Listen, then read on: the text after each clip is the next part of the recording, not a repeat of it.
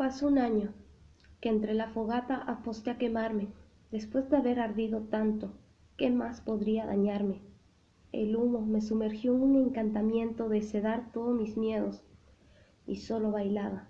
Cada vez que el humo pasaba, me ahogaba el aire, supuestamente limpio, y no creía en las palabras.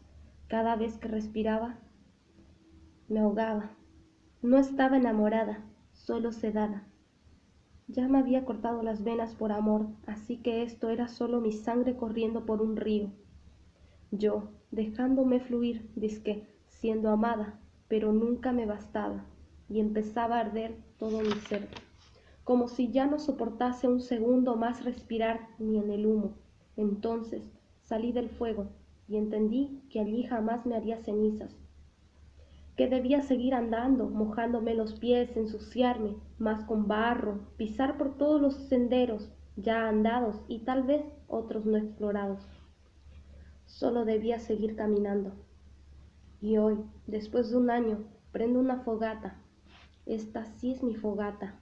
Salto con los seres que me rodean en el lugar que es mi lugar, el único, al que siempre pertenecí y el que aún pertenezco.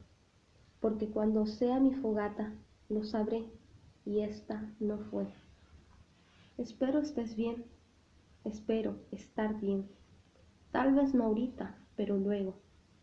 Permítete llorar esta vez, porque sabes que duele, ya que sabes que has terminado lo que un día, sin pensar, comenzó.